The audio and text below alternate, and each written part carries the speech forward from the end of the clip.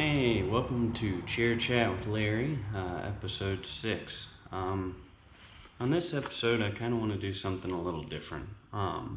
It's going to be chair chat, of course, but the previous episodes, I've been pretty upbeat and pretty positive and trying to talking about viewpoint and the mindset and how we kind of adapt to things and how we find ways to do things. But this episode, I want to get to some of the nittier grittier stuff, some of the less fun stuff, because it's real. And I want to discuss some of my failures, my frustrations, and so forth. As far as being a parent, and a person.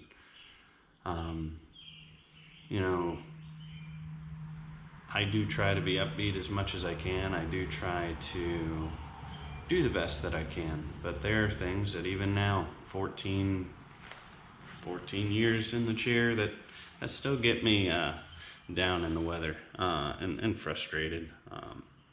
One, it's kind of a rainy day. That's why I'm in the garage. And that's one thing that frustrates me. Usually I end up hunkering down at home because I don't feel like wearing sopping wet clothes just to load my chair in and out of the car all the time. It's frustrating. As far as some of the things that I have trouble with doing as far as paralife is concerned. It's some of my limitations, and although I say that you can find a way to do things, I think selfishly where I falter and struggle is still clinging on to the past a little bit in some regards. For the most part, I've accepted a lot of the things that I deal with on a regular basis, but it wasn't until this past weekend where my parents took my kids to the beach, and it got me to thinking a little bit. And full disclosure, I teared up and cried a little bit, and not good cry or bad cry. I guess you could say it was a little of both. Part of my heart was happy at the fact that my kids got to spend time with my parents as I did when I was younger at the beach and doing all the things that they love and enjoy. But on the reverse side of it, it's like, man, I wish I could be there. Not that I can't be at the beach. We can fully well be at the beach. But selfishly, I don't like the beach like I used to. I don't like, growing up as a kid, we'd go hiking in the beach where our summer vacations. That's what we did. And really, since being in the chair, they've become my two most non-enjoyable places, because they're just more work to me than the reward. I can get a beach chair and push to the water, but you end up with sand everywhere. It's so tough getting in and out. And even if you can get in and out fairly reasonably, if you leave your chair in the water, it's going to sink and get stuck, or you have to have somebody pull it up. I hate and as far as, I can't skimboard or any of the stuff the way that I used to. I can't play with the kids like I used to. I can't keep up with the kids like I would have been able as an able body. And to me, that's mentally and emotionally frustrating. So I was a little down about that, but in my heart of hearts, I was happy at the fact that my kids at least get to enjoy what I got to enjoy, even if I don't get to necessarily do all the things I want to.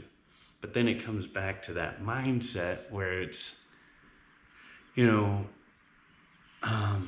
and you have to think about the opposite of what instinctual is. Like, instinctively, we're going to miss what we had. But am I like, at the end of the day, like 10 years from now, my kids aren't going to sit there and say, yeah, my dad never got in the water with me, or he didn't not go because he couldn't go, kind of thing. He went. They're gonna remember the fact that I was there, not so much what we did. that I was present, that I was there. And I have to teach myself to be happy with that. I mean, do I get to do water slides with my kids? Not really, not in the fashion that I'd like to. And that's what I have to still deal with sometimes. Another thing that's kind of frustrating at times is, or it's not frustrating, it's something that's one of my faults, as far as mindsets are concerned, is when I'm like loading in groceries. I do it all the time. Y'all have seen my video on it. And I appreciate when people say, hey, do you need a hand? And most of the time I'll say no. And then I get naturally, and I don't know if I say no because I feel I have to continuously prove to myself that because I'm in a chair, or the reason they're asking is because I'm in a chair and incapable. And that's instinctively what comes to my mind immediately. It's not the way I should be thinking about it. It could be just the fact that they want to help because they want to help. And maybe they're having an off day, and maybe just by helping someone, that makes their day better. Like, it's not going to hurt me in any which way. I already know I can do it. So sometimes I catch myself and I'll stop and I'll pause and I'll say, yeah, sure, you can help me. And I just make sure, thank you. You have a great day, because that might be more for them than it is for me. But instinctively, it's like I have to prove this point that because I'm chair-bound, I'm not weak, I'm not feeble, I'm not any of these things, because on the contrary, we are strong. It's just we hit our moments of weaknesses, and it's all in the perception of how we view our situations. And I constantly, 14 years in, instincts, nope, I can handle this. I don't need help loading groceries in the car, you know what I mean? And that's something that I have to work on, So,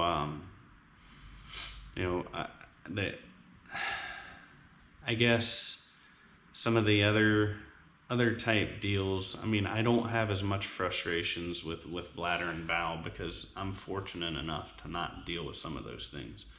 As a person, I get frustrated on behalf of everybody else in a chair because I know how easy I have it compared to so many others.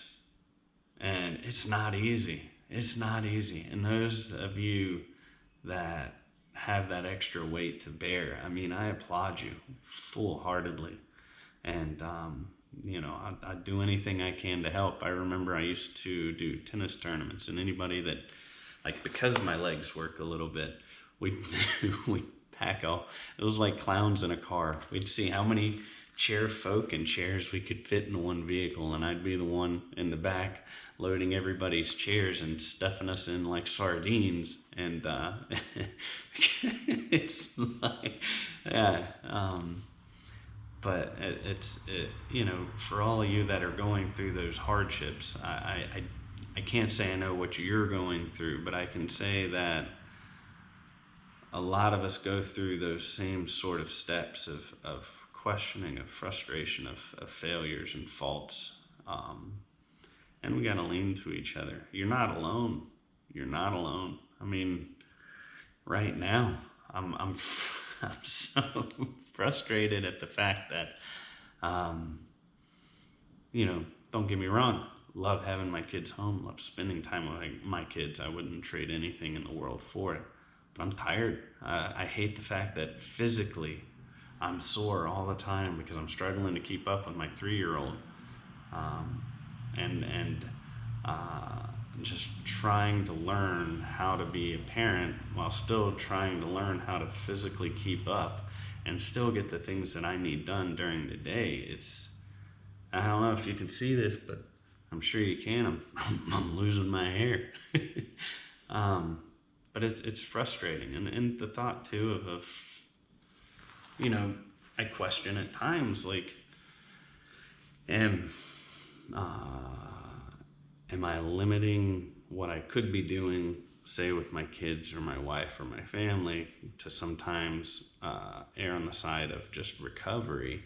Or should I suck it up, deal with the hurt, and do what you need to do. And sometimes it's a fine line. So it's this internal battle, which I know that we all figure out. It's easy to blame everything on chair life because, God, it'd be just so easy. I can't do this because I'm in a chair. I can't do that because I whatever.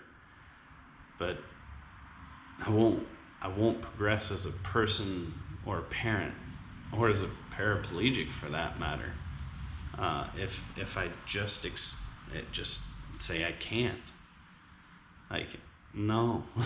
And I think that is the vital step that you need to make towards growth, is you have to be able to recognize your faults, your failures, and your frustrations. And you have to step back and really analyze and recognize and be able to call yourself out. Like, I've lost many of friends blaming my chair. I've lost many of I've blamed a lot on this. I've blamed a lot on it. And the true growth internally for me, as far as being able to move forward, is truly the fact that I've recognized my frustrations and my failures, and I still backtrack all the time. I still get down. I still get mad, like 100%. But I get, as I tell my kids, I got my 5 minutes. I go vent. I frustrate.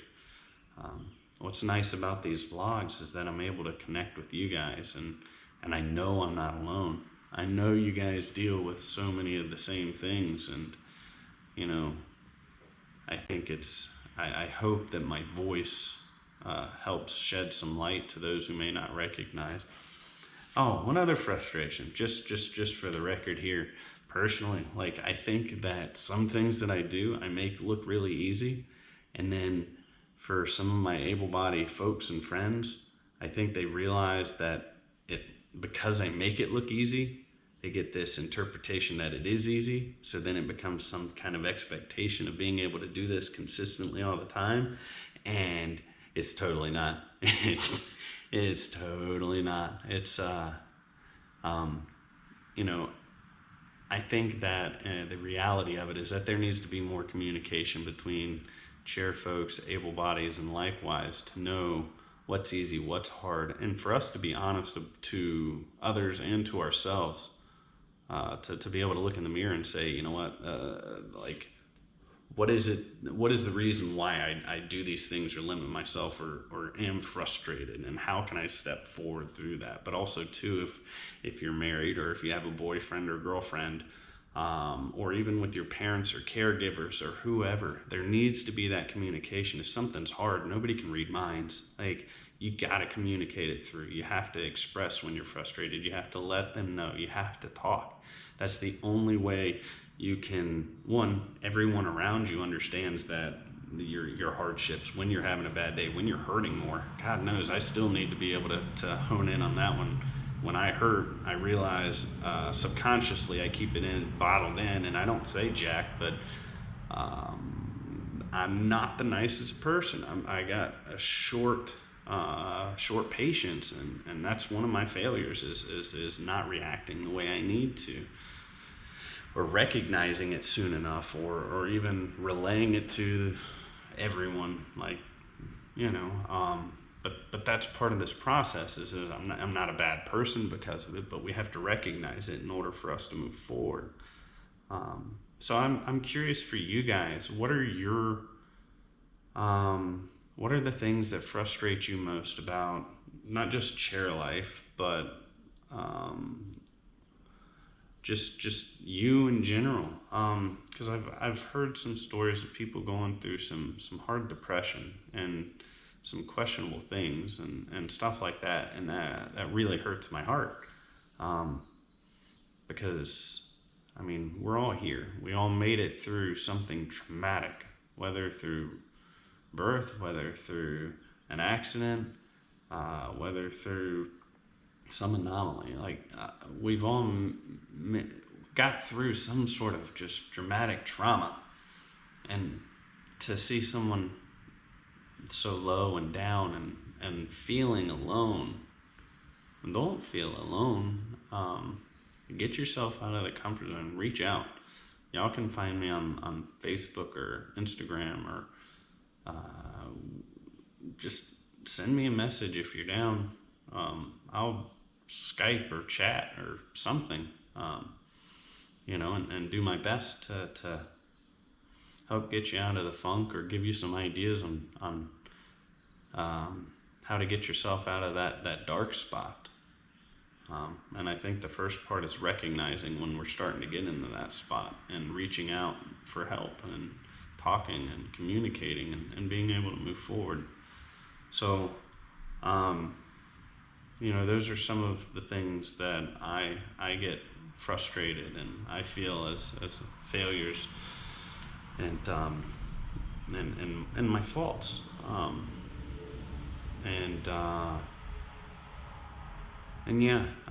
I appreciate you guys watching. If you have any other questions as far as what else might be some triggers, or you might even make me think of some that I just haven't thought of, because I know there's plenty more. I mean, this would be an hour-long episode if I listed out everything that frustrated me. But yeah, just reach out and ask questions. And like always, guys and gals, I appreciate you watching. I appreciate your support. I appreciate you. So we'll chat soon.